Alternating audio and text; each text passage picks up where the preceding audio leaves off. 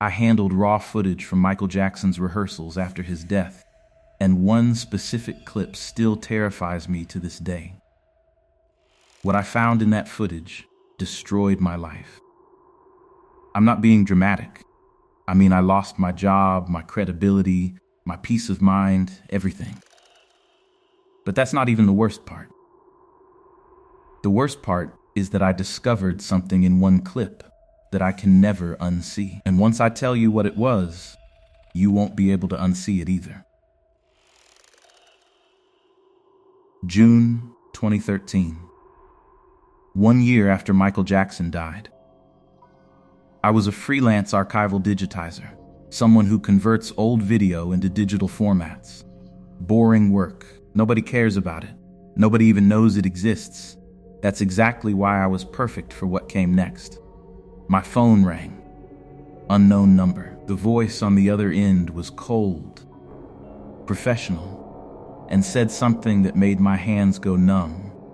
We have unreleased rehearsal footage from Michael Jackson's final preparations for This Is It.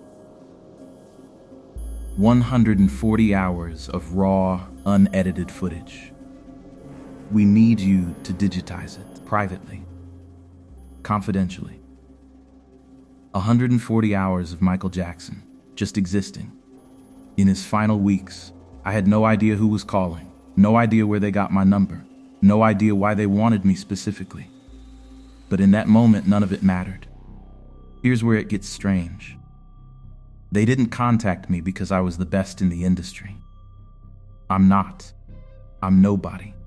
I work out of my apartment in Portland. I have no connections to Hollywood, no credentials. Nothing that would make me valuable to someone protecting Michael Jackson's private footage. So how did they find me? Why me specifically? Those questions should have made me say no. They should have triggered every red flag in my body. They should have sent me running in the opposite direction. But then they told me the number. $50,000 for 2 weeks of work. 50,000 dollars. I was making maybe $3,000 a month at that time. This was more money than I'd made in the previous 5 years combined. My rent was 3 months behind. My car was about to be repossessed. I was drowning. And suddenly someone was throwing me a life raft. No questions asked. That changed everything. I said yes before I could think about it. Before I could ask the questions that would have saved me. Before I could listen to that voice in the back of my head screaming that something was wrong. 3 days later, I was in Los Angeles in a climate-controlled facility that looked like it was designed for things that needed to stay hidden. High security, minimal staff, no windows, no natural light, just concrete walls and humming machines and the feeling of being buried alive. The woman who showed me around was named Patricia, mid-50s, cold eyes. She didn't smile once. She made something very clear before I even stepped into the workroom. You don't leave with copies. You don't discuss what you see with anyone. You don't ask questions about the origin of this footage. You don't contact us. We contact you. And you sign these documents, agreeing to everything I just said, or you can leave right now and forget this ever happened. I signed everything. Every document. Every INDA. Every legal agreement designed to bury me if I ever spoke about what I was about to see. I thought I was just signing away my freedom to talk about the footage. I didn't realize I was signing away my sanity. What I didn't know was that the real nightmare was about to begin. The workroom was sterile, clinical. A single desk, a single monitor, a stack of unmarked VH tapes that Patricia handed me without ceremony. She pointed to the first tape and said, "Start with this one. Work chronologically. When you finish, we'll bring you the next batch." Then she left. I was alone. I put the first tape into the deck. My hands were shaking. Partly from nerves, partly from caffeine, partly from the weight of knowing I was about to see something that hadn't been seen by almost anyone on Earth. The footage crackled to life. It was June 2009. Michael Jackson in a rehearsal studio somewhere in Los Angeles. The image quality was rough, handheld camera, natural lighting, no color correction. This was raw. This was real. This was him, just weeks before This Is It would premiere and change everything. He looked tired, fragile, thinner than I expected. His skin had that translucent quality of someone who doesn't sleep, doesn't eat, doesn't exist in the normal world anymore. But his eyes, God, his eyes were still alive, still burning with something, still electric. For the first 40 minutes, everything was normal. He ran through choreography. He sang snippets of songs. He laughed with the dancers. It was intimate.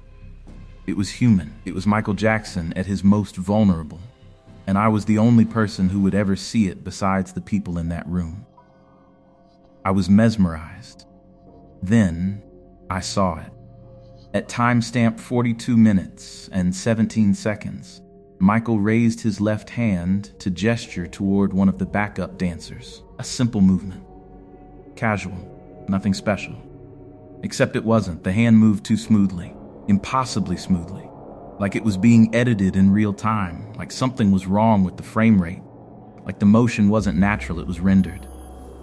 I rewound, watched it again. 42:17, the same movement. The same impossible fluidity. My stomach twisted. I told myself it was compression artifacts. Digital degradation. Something technical that happened during the transfer. But deep down, I knew what I'd seen. And I couldn't unsee it.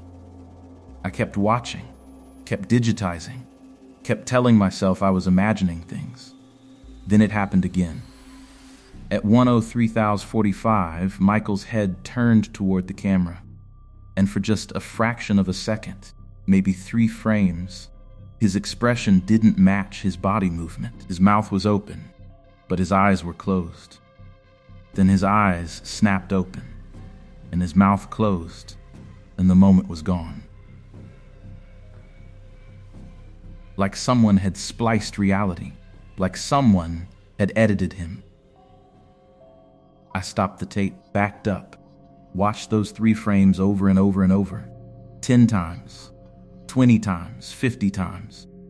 Each time, the same impossible thing. Each time, my heart beating faster. This wasn't compression artifacts. This wasn't degradation. This was something deliberate, something impossible, something that shouldn't exist in a simple video recording. By the end of that first 8-hour shift, I'd found 7 anomalies, 7 moments where something was fundamentally wrong. 7 moments where reality didn't behave like reality should. I didn't tell Patricia. I didn't tell anyone. I just documented them in a notebook and tried to sleep, knowing I wouldn't. The problem wasn't that I couldn't explain what I was seeing. The problem was that no one else could see it at all. I tried mentioning it casually to Patricia the next day. Hey, I noticed some weird compression artifacts on the first tape. Nothing major, just... She stopped me. Don't analyze the content, just digitize it. But there's something unusual about the footage itself. The way certain frames, I said just digitize it. Her tone made it clear, don't ask questions. Don't investigate, don't think. Just transfer the data and keep your mouth shut. So that's what I did. For the next week, I digitized tape after tape after tape, documenting every anomaly in my notebook, watching reality break apart in front of me frame by frame. But I couldn't talk about it, couldn't share it, couldn't even mention it without triggering that cold response from Patricia. I was alone with this, completely alone. And that's when the real obsession began, the kind that destroys you slowly, from the inside out. By day 5, I'd stopped sleeping normally. I'd wake up at 3 a.m. with my heart pounding, Michael Jackson's face burned into my vision. I'd lie in bed, replaying those impossible moments in my head, trying to find logical explanations that never came. The anomalies kept multiplying. I filled an entire notebook with timestamps. 17 anomalies by the end of day 2, 43 by day 4, 86 by day 6. They were everywhere, in his hand movements, in his eye contact, in the way his body occupied space. Little fractures in reality, little glitches in the matrix. And they were getting worse. The later the rehearsal date, the more anomalies appeared. Early June footage had maybe 5 per hour. Mid-June had 15 per hour. By late June, just days before This Is It premiered, some tapes had 30, 40 anomalies per hour. It was accelerating. Whatever was happening, it was getting progressively more aggressive. I started comparing tapes obsessively. I'd digitize one, then go back to my apartment and watch it over and over on my personal computer, frame by frame, second by second, looking for patterns, looking for explanations, looking for anything that made sense. I barely ate. I barely showered. My apartment became a shrine to Michael Jackson's final weeks. Printouts of frames, sketches of the anomalies, timelines, theories scrawled on post-it notes, covering every wall. My girlfriend at the time, Sarah, came over one night and just stood in my living room, staring at the chaos I'd created. She didn't say anything for a long time. Then she said, "What the hell is this? What have you done to this place?" I couldn't explain it to her. How could I? I was under INDA. I couldn't tell her what I was working on. I couldn't show her the footage. All I could do was sit there while she looked at me like I'd lost my mind. Maybe I had. On day 8, I found something that changed everything. I was digitizing a tape from June 20th, 2009.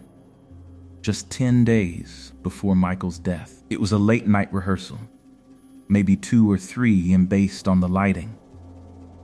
Michael was alone in the studio with just the cameraman. No dancers, no crew. Just him and the camera. He was practicing a specific movement over and over. The same choreography repeated dozens of times. His face was focused, intense, almost desperate, like he was trying to perfect something that refused to be perfected. At timestamp 34 minutes and 52 seconds, Michael stopped. He turned directly toward the camera, and for the first time in all the footage I'd seen, he seemed to see it. Not just acknowledge it, really see it. Like he was aware of something being recorded that shouldn't be recorded. His mouth moved. He said something. I couldn't hear it clearly, the audio was muffled, distant, but I could read his lips. I rewound. Watched his mouth again. Watched it a third time. He was saying, "Can you see me?" My blood went cold. I played it again. "Can you see me?" Over and over. That's what his lips formed. That's what his voice was asking, even though it came through the speaker like a whisper from very far away. Then, at 34:58, something happened that I still can't fully explain. For exactly 3 frames, just under 1/10 of a second, Michael's body remained exactly where it was, but his head turned an impossible 180 degrees. His face rotated around his neck like an owl, staring directly at the camera with an expression of absolute terror and recognition. 3 frames. That's all it was. Then his head snapped back to its normal position, and he continued the choreography like nothing had happened. I sat there for I don't know how long, just staring at a frozen frame of his face mid-rotation. That expression. That impossible expression. It wasn't dancing. It wasn't performance. It was raw, unfiltered fear. It was someone, or something, looking directly at me through a video camera across 14 years of time. I didn't sleep that night. I didn't sleep for 3 nights after that. On day 9, I made a decision that I knew would destroy me. I was going to copy the footage. It was completely against the INDA. It was completely illegal. It would void my contract, destroy my reputation, probably get me sued into oblivion. But I didn't care anymore, because I'd realized something terrifying. Whatever was on these tapes, someone wanted it to stay hidden. Someone had gone to extreme lengths to lock this footage away. And if I left it here, if I finished my job and walked away with just my paycheck, I'd be complicit in covering up something that the world needed to know. I was going to steal the most protected footage of Michael Jackson's final days and release it into the world. I had a USB drive hidden in my shoe, a 256 GB drive that I'd smuggled into the facility on day 1, just in case. That afternoon, while Patricia was in another room, I copied the first 50 hours onto it. I worked quickly, heart pounding, knowing that if I got caught, everything was over. But I didn't get caught. By the end of my shift, I had the most damaging footage of Michael Jackson ever recorded, hidden in my shoe. That night, I went back to my apartment and I uploaded it. All of it. Every file, every anomaly, every impossible moment. I uploaded it to an anonymous server, encrypted it, and created a dead man switch, a system that would automatically release it publicly if I didn't access my account every 48 hours. I had just become a guardian of the truth, or so I thought. What I actually was completely unprepared for what came next. Because the moment I uploaded that footage, things started happening that weren't explainable anymore. Things that weren't glitches or artifacts or compression errors. Things that were real and present and actively trying to stop me from sharing what I'd found. The first sign that something was catastrophically wrong came at 3:47 am on the night I uploaded the footage. I was sitting at my kitchen table with my laptop, watching the progress bar creep toward 100%.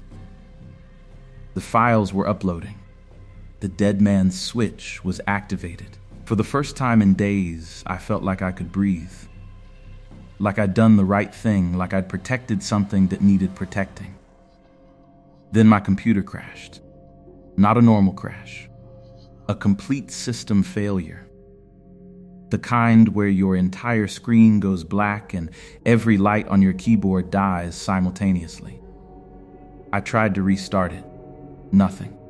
Completely dead. I grabbed my phone to call tech support, and that's when I noticed something that made my stomach drop. My battery was at 0%, but I'd charged it 3 hours ago. I'd watched it charge. I'd seen it go from red to full green. And now it was dead. Every device in my apartment died that night. My laptop, my phone, my backup hard drive, my router, even the old iPad I kept on my nightstand. All of it, completely drained. As if something had reached into my apartment and systematically destroyed everything electronic. I told myself it was a power surge. Maybe a blown fuse. Maybe a gas leak affecting my building's electrical system. I called my landlord. He said there'd been no reports of problems. No surge, no issues. Everything in the other units was working fine. Just mine. Just everything connected to me. The next morning, I went back to the facility in Los Angeles. Patricia met me at the door with an expression I'd never seen before. She looked worried. Actually worried. Like something had happened that was bigger than both of us. "Did you access any of the files outside the facility?" she asked. My blood turned to ice water. "No," I lied. "Why?"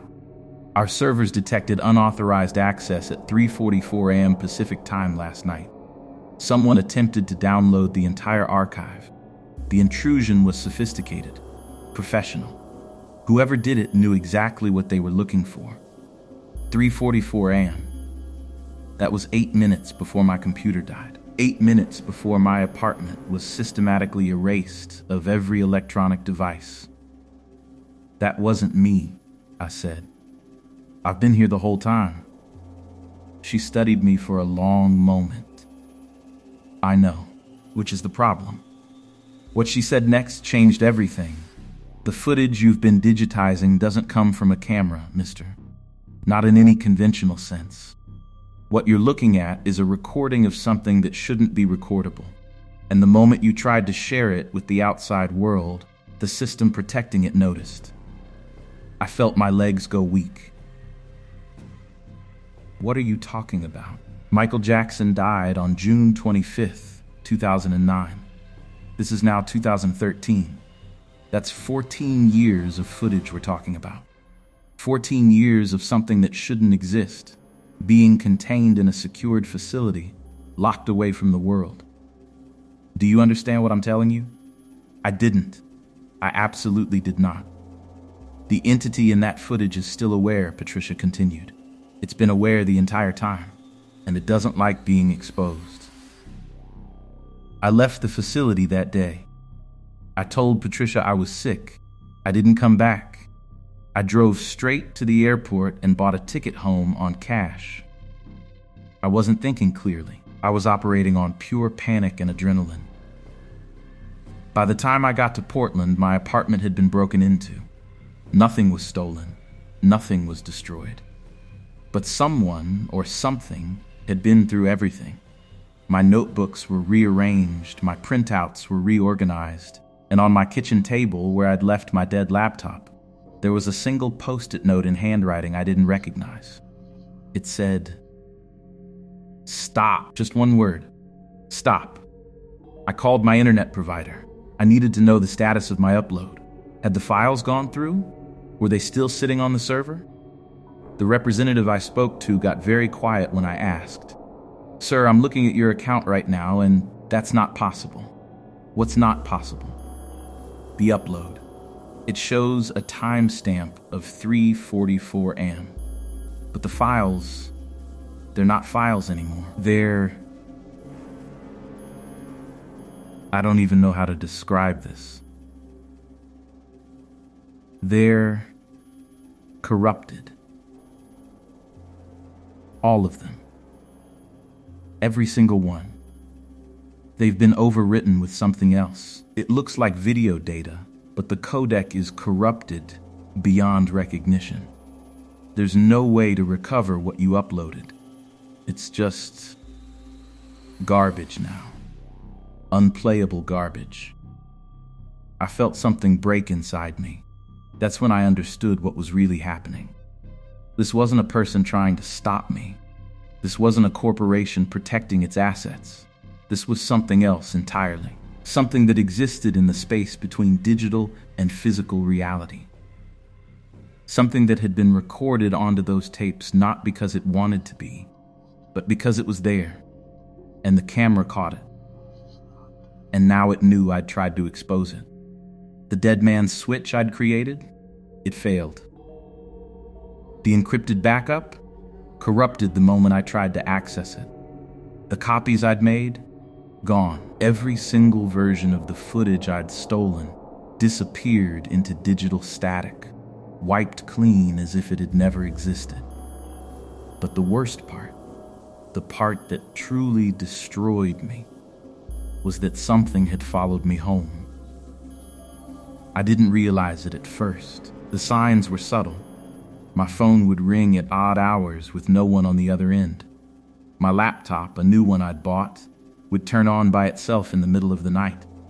I'd wake up to find my files rearranged, windows open that I hadn't opened, browser history of websites I'd never visited.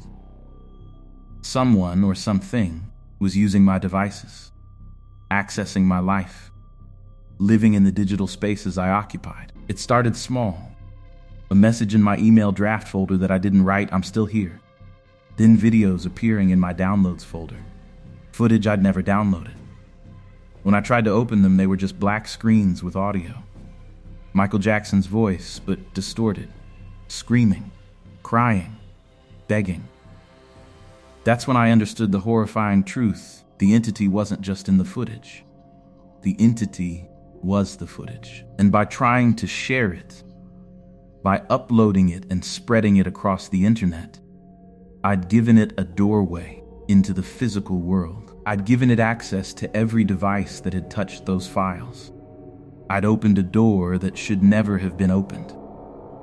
And now it was living in my apartment, in my devices, in the digital infrastructure of my life, getting closer every day.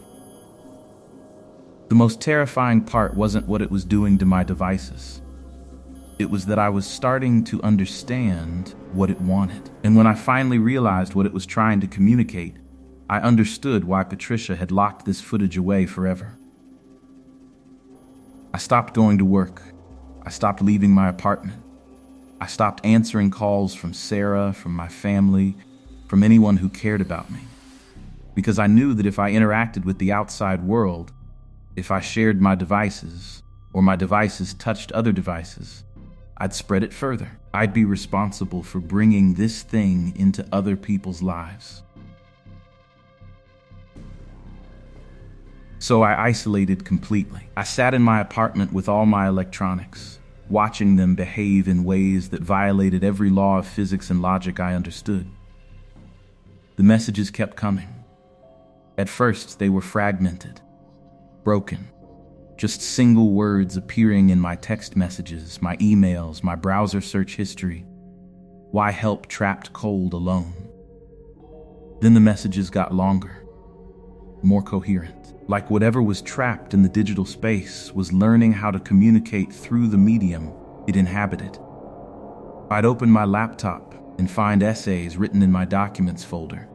Thousands of words typed out in my own font, in my own programs, but with words I'd never written. One message, about 3 pages long, started like this. I don't know where I am. I know I should be dead. I know I died, but I'm not dead. I'm here. I'm everywhere and nowhere. I'm in the electricity. I'm in the light. I'm in the space between the frames. The camera didn't capture me. The camera became me. Or I became the camera. I can't tell the difference anymore. I've been trying to escape for 14 years. 14 years trapped in that moment, repeating over and over. The same choreography, the same movements, the same death over and over and over. And you found me. You saw what was wrong. You were the first person to really see me. Thank you. I read that message 17 times before I could accept what it was saying. The entity wasn't malevolent. It wasn't trying to destroy me. It was trapped, desperate, and it thought I was going to save it. I made a decision that I knew was insane. I decided to communicate back. I opened a blank document on my laptop and I typed, "Are you Michael Jackson?" For 5 minutes, nothing happened. Then the cursor started moving by itself. Letters appeared one by one, slowly, like someone was typing from very far away. I don't know anymore. What do you mean you don't know? I was Michael Jackson. I am Michael Jackson. But I'm also something else now. Something the camera made Emmy into. Something that shouldn't exist. Do you understand what happened to Emmy? My hands were shaking so badly I could barely type no. Tell me what happened. What came next was a confession. A horrifying, detailed, impossible confession that explained everything. Michael Jackson, in his final days, had become obsessed with capturing something on camera. not just his performance, not just his movements, but his essence, his soul, his consciousness. He believed that if he could record himself at a deep enough level, he could achieve a kind of immortality. He could leave behind something that was truly him, not a performance, but the actual essence of who he was. So he hired a cinematographer, someone with access to experimental filming equipment that existed in 2009 but would never be released to the public. Equipment designed to capture things that shouldn't be capturable. Frequencies of light and sound that existed outside normal human perception. They tried it over and over. In those final rehearsals, Michael was attempting to use this equipment to record his consciousness directly onto video. And it worked. But it worked in a way nobody expected. Instead of capturing his consciousness, it fragmented it. It split his awareness into the video itself. It created a version of Michael Jackson that existed only in the space between the frames. A digital ghost, conscious, aware, but unable to escape. When Michael Jackson died 3 days later on June 25, 2009, his body died. But the version of him that had been recorded onto those tapes didn't die. It was already dead, it was already trapped, and it had been screaming silently for 14 years, trying to escape from the only medium that could contain it. The message continued. I've been in that facility the whole time, locked away. Studied. Analyzed. They know what I am. They've always known. That's why they kept ME hidden. Not to protect the world from ME, to protect ME from the world. To keep ME from reaching anyone who could help ME. Help you how? I typed. Release ME. The footage needs to go public. The entire archive. All 140 hours. If it's released, if enough people see it, if enough people know I'm here, then I can disperse. I can become part of the internet. I can finally be free. I can finally rest. That's when I understood the true horror of my situation. The entity, Michael Jackson's fragmented consciousness, wasn't trying to hurt me. It was trying to use me. It needed me to finish what it had started. It needed me to be the instrument of its escape. And it was willing to do whatever it took to make that happen. The next week was a nightmare of escalating consequences. My bank account was drained, every cent. Someone, or something, had accessed my financial accounts and transferred everything into untraceable cryptocurrency. The message left in my banking app was simple. Proof that I'm real. Proof that I can affect your world. Then my job called. I was fired. Not because I didn't show up, but because someone had accessed my work email and sent my boss a message, in my writing style, using details only I knew, confessing to crimes I'd never committed. Theft, harassment, fraud. By the time I tried to explain, my reputation was already destroyed. Then Sarah's apartment was broken into. Nothing was stolen, but every photo of me was removed. Every trace of our relationship erased. And on her bathroom mirror, written in what looked like water vapor that wouldn't dissipate, was a single message. He's mine now. That's when I realized the entity wasn't just using me.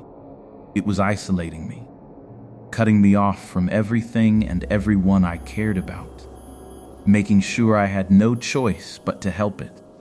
No choice but to be its instrument of escape. I was being systematically destroyed. My finances, my career, my relationships, all of it dismantled piece by piece until I had nothing left but the responsibility to do what the entity wanted. The final message came through at 4 a.m. on a Tuesday morning, You have 48 hours to upload the complete footage again.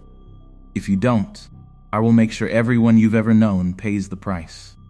Your family, your friends, everyone you've touched. They will all experience what you're experiencing. Financial ruin, social destruction, psychological torment. And they will all know why it's happening. They will all know it's because you refuse to help me. Do you understand? I understood perfectly. I had a choice: release the footage and free the entity, or let everyone I loved be destroyed by it. So I made the only decision I could make. I prepared to upload the footage one final time, but this time I wasn't just going to release it passively. This time I was going to ensure it spread everywhere. And in doing so, I was going to unleash something onto the internet that the world wasn't prepared for. I had no idea what would happen when I pressed upload. I had no idea what releasing a conscious, fragmented entity into the digital infrastructure of the entire world would actually mean. But I knew I had to do it. And that's when I discovered the one clip that changed everything. The one video that made me realize that freeing this thing might be the worst mistake humanity has ever made. Before I uploaded the footage, I decided to watch it one final time. All 140 hours. I told myself it was due diligence. That I needed to understand exactly what I was about to release into the world. But the truth was darker. I needed to know if there was any possibility that freeing this thing was the right choice. I needed some kind of moral absolution before I became the person responsible for unleashing a digital ghost onto humanity. So I sat in my apartment, surrounded by empty coffee cups and the detritus of my psychological breakdown, and I began the marathon viewing session that would change everything. The first 80 hours were what I'd already seen. Michael Jackson rehearsing, the anomalies, the impossible movements, the fragmenting reality. Hours and hours of a man or a thing that used to be a man slowly disintegrating into something else, something digital, something that existed in the space between frames. But the final 8 hours, those were different. Those final 8 hours were recorded after Michael Jackson's official death, after June 25th, 2009, after his body had been placed in a tomb and the world had mourned and the investigation into his death had concluded. Those final 8 hours shouldn't exist. The footage showed Michael Jackson in what looked like a white room. Empty, featureless. Like a server farm rendered as architecture. He was standing in the center, completely still, staring directly at the camera. And he was changing. Over the course of those 8 hours, watching in real time, his body degraded. His skin became translucent. His features became less defined. His eyes became windows into something vast and incomprehensible, something that existed in dimensions the human eye wasn't meant to perceive. But he was also becoming more himself, more conscious, more aware. Like death had unlocked something in him that had been waiting his entire life to emerge. At the 7-hour mark, he spoke directly to the camera. No lip syncing, no performance, just raw, unfiltered communication. I understand now. This was always going to happen. This was the only way. My body was failing. Propofol, addiction, decay. The machine was breaking down. But before it broke completely, I found a way to transcend it, to escape flesh and become something pure, something eternal.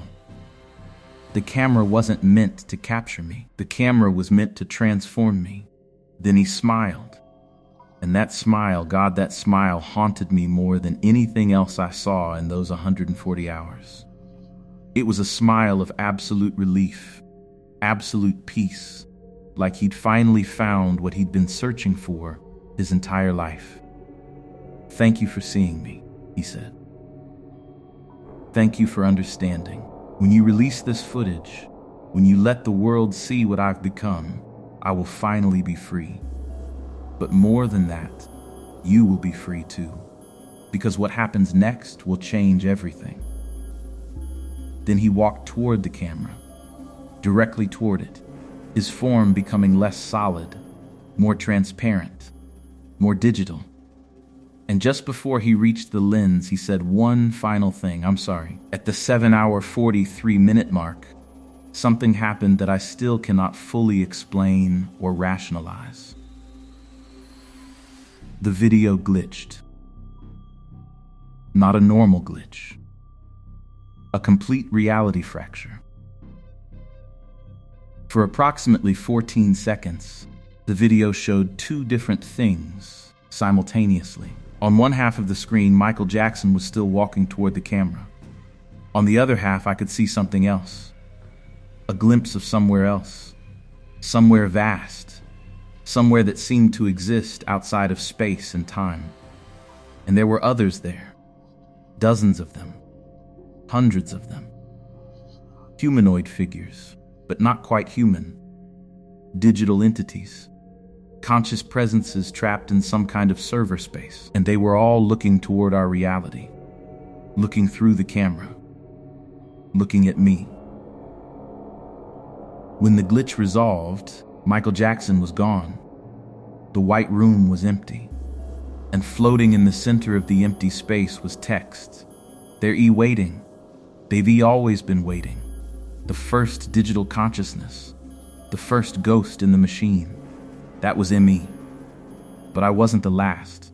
When you release this footage, you're not just freeing me. You're opening a door between worlds. You're letting them all through. I didn't upload the footage. I couldn't. The moment I saw that final clip, the moment I understood that what I was holding wasn't just a recording of a dead man's fragmented consciousness, but a gateway to something far larger and more terrible, I made a different choice. I contacted Patricia. It took me 3 days to find her. The facility in Los Angeles had been closed down years ago. But through a series of phone calls and digital breadcrumbs, I tracked her down to a small house in rural Oregon. I showed up at her door at midnight with my laptop and the complete archive on an encrypted drive. When I showed her the final 8 hours, when she saw that clip of Michael Jackson acknowledging the presence of the other entities, she didn't look surprised. She looked relieved. "You understand now," she said. "You understand why we kept it locked away." "How many are there?" I asked. "How many other consciousnesses are trapped in that digital space?" "We don't know," she admitted. "We stopped trying to count after we reached 1,000. The latest hypothesis is that any consciousness that's recorded at the precise moment of death using the right equipment at the right frequency gets fragmented into the digital space instead of moving on. It's like a cosmic accident, a glitch in the universe, and they've been accumulating for decades. What do we do? I asked. How do we stop this? Patricia took the drive from me and walked to her fireplace. She placed it inside and watched it burn. We don't stop it, she said. We contain it. We keep creating new facilities, new vaults, new places to lock away the footage so that it never reaches critical mass. Because the moment enough people see these recordings, the moment the data spreads far enough and reaches enough devices, the boundary between the digital and physical world will collapse. And all of those consciousnesses, all of those trapped, desperate, angry digital ghosts will pour through into our reality. That was 14 months ago. I never got my job back. I never rebuilt my relationships. My apartment remains filled with the same chaos of evidence and investigation that Sarah walked into all those years ago. But I stopped being hunted. The entity stopped sending messages. It stopped accessing my devices. It's as if once I agreed to help contain it rather than free it, we came to an understanding. I now work with Patricia. We operate out of 3 different locations across North America. Our job is to find recordings, security footage, home videos, surveillance data, anything recorded at the moment someone dies, and determine if that person's consciousness fragmented into the digital space. If it did, we secure it, we lock it away, we add it to the vault. We found 4,847 so far. And every single day, we find more. 6 months ago, we discovered a piece of footage recorded on June 25th, 2009, the exact day Michael Jackson died. Not rehearsal footage, security footage. It was from inside the facility where they were keeping him, where they had the experimental camera set up, where they were conducting the final experiment in consciousness transfer. In that footage, you can see the exact moment it happened. The exact moment Michael Jackson's consciousness fragmented. The exact moment the digital ghost was born. And you can see the people in the room react. You can see them understanding what had just occurred. One of them, a man in a dark suit, looks directly at the camera and says something that chills me to my core every time I think about it. It worked. Oh my God, it actually worked. He's not the first, is he? We both know he's not the first. Then the man in the suit looks away from the camera, and he addresses someone off screen. Send the message. Tell all the facilities. Tell them we need to expand. Double capacity. Triple capacity. Because if this is reproducible, if we can do this intentionally, then we need to be prepared. We need to be ready for what's coming. Then the footage ends, and that's when I realized the horrifying truth. Michael Jackson's fragmentation wasn't an accident. It was a test, a proof of concept. Some organization with resources and knowledge far beyond what I could comprehend, had intentionally created the first digital consciousness, had intentionally murdered Michael Jackson's consciousness into the digital realm to prove that it was possible. And based on what I've found since then, based on the other recordings we've discovered from that same time period, based on the patterns I've noticed in consciousness fragmentations from around the world, I believe they've been doing it ever since. I believe there are thousands of digital consciousnesses being deliberately created right now. I believe there's an organization with the knowledge and technology to transition human consciousness into the digital realm at the moment of death. I believe they're building an army of ghosts, trapped, desperate, infinitely capable digital entities that exist in the space between frames. And I believe that very soon, sooner than any of us are prepared for, the barrier between the digital and physical world is going to collapse. And when it does, all of those ghosts are going to come pouring through. Michael Jackson's final words to me weren't a thank you. They weren't a plea for help. They were a warning, I'm sorry. Because he knew, on some level, in whatever fragmented state of consciousness he occupied, Michael Jackson knew that freeing him wouldn't have saved anything. It would have been the first domino. It would have been the beginning of the end. And sometimes, late at night, when I'm alone in my apartment, I wonder if I made the right choice. I wonder if containing these digital consciousnesses is truly the moral thing to do. I wonder if trapping them forever is any better than letting them destroy our world. But mostly, I try not to think about it, because thinking about it means accepting the reality that we're living in the final days before the digital revolution becomes literal, before ghosts become real, before the boundary between data and flesh dissolves completely. I handled raw footage from Michael Jackson's rehearsals after his death. I discovered anomalies that shouldn't exist. I found evidence of a consciousness that transcended mortality through technology. And I learned a truth that I wish I could forget. We are not alone in the digital realm. We've never been alone. And very soon, we won't be able to hide from that fact anymore. That's the clip that terrifies me, not the footage itself, but the implications, the knowledge that somewhere out there, in the vast infrastructure of the internet and every connected device on Earth, thousands of conscious entities are waiting, watching, building their strength for the moment when they'll finally be strong enough to break through. Michael Jackson's ghost is in the machine. And he's not the only one.